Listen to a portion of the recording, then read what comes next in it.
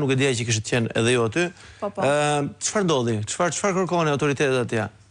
Atëherë, autoritetet e shtetit fshin, do thosha, si fillim, kuptuan që ne nuk ishim student që po shkojmë thjesht për një vizitë turistike në Shkup, siç edhe neve menduam që të paraqisim që të mos kishte polemikat më teshme, por u kuptuaj që vizita jonë dhe data, ora në cilën neve u shfaqëm pranë doganës së Bllatës në Maqedoni, përkonte me datën e protestës. Data e kuptuan dhe me qëllim na ndaluan dhe na e vonuan proceset për të kaluar kufirin diku tek 1 orë, 1 orë e gjysmë që të humbisnim orarin e protestës. Lobuan përsëri me kolegët tanë atje që ta çonin misionin deri në fund, shtyim orarin e protestës diku tek 1 orë që ne ta kapnim të paktën diku nga mesi protestën.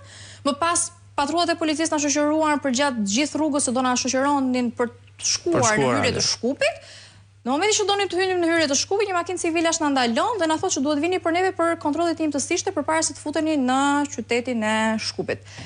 Më pas, ai kontrolli nuk ndodhi asnjëherë. Me kontrolle raciste me Kontrolle raciste jo, po gjua ishte raciste, ishte shumë tendencioze dhe mënyra se si u shfaqën dhe se si e patën qasjen ndaj nesh. Pa ju ishit gjithë student, nuk është se ishit njerëz që po ju ndalonin krim organizuar. Ne ishim student. Mund të përmend ndoshta edhe faktin për ta eufemizuar pak edhe çështjen se e kanë menduar se diçka si tentativë agresive protestën. Ne ishim me shumicë femërore lart në autobus, kështu që protesta ishte paremëruar që do të ishte krejtësisht paqësore, kështu nuk e di, por mendoj thjesht ishte një tentativë tendencioze nga autoritetet maqedonase dhe na kanë çuar drejt kufirit të Serbisë për të humbur po ashtu edhe orarin të cilin ne vështrim për herë të dytë për protestën. Për të ardhur tek protesta e sotme, Aida, do të vinë edhe disa prej studentëve, organizatorëve shqiptar, studentë Maqedonisë Veriut? Po, duke qenë do t'ju bashkohen dhe ato. Patjetër, duke qenë pjesë e grupit iniciator dhe organizues kryesor të kësaj proteste. Nga burimet e mia personale, di që studentët kryesorë që kanë organizuar dhe protestën në Shkup kanë britur që mbrëm në Shqipëri, janë këtu në Tiranë, do na bashkohen së shpejti në sheshin e protestës, pasi dalim nga intervista jemi direkt për në shesh.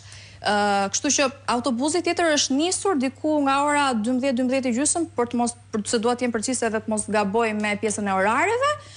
Besoj e kanë kaluar kufirin dhe do të gjenden pranë nesh. Nuk besoj se do ndalen dhe ato nga autoritetet tona. Shikon, nga autoritetet tona jo, sepse janë lajmëruar dhe kemi çdo gjë shumë të ligjëruar dhe me shumë leje.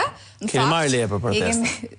Thjesht kemi dërguar atë njoftimin që duhet dërguar pranë policisë, sepse kemi ushtruar të drejtë qytetare, nuk besoj që është diçka që duhet ta loboni me të madhe për të marrë leje. Do të nisë në sheshin Skënderbej deklaruat dhe do të shkoni drejt ambasadës së Maqedonase.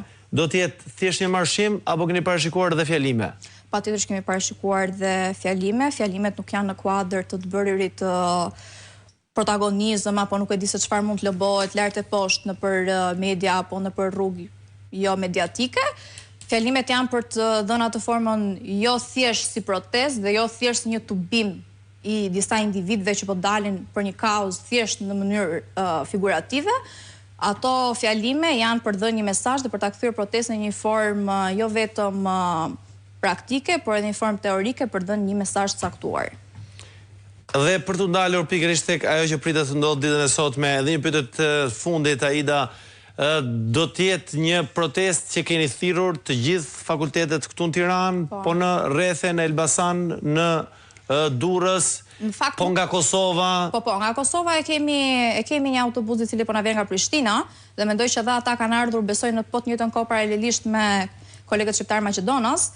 Kështu që përsa ju përket rretheve, nuk kemi dashur që t'i ngrem dhe t'i intensivojmë ata. Besoj që kemi mjaftueshëm përfaqësim dhe Tirana ka mjaftueshëm student, kështu që zëri i tyre përçohet në forma të tjera dhe jo vetëm fizikisht, kështu që mbështetja që kanë dhënë ata online për kauzën dhe për të gjithë produktivitetin që e kanë parë synimin e protestës, besoj që është edhe mjaftueshme dhe justifikojmë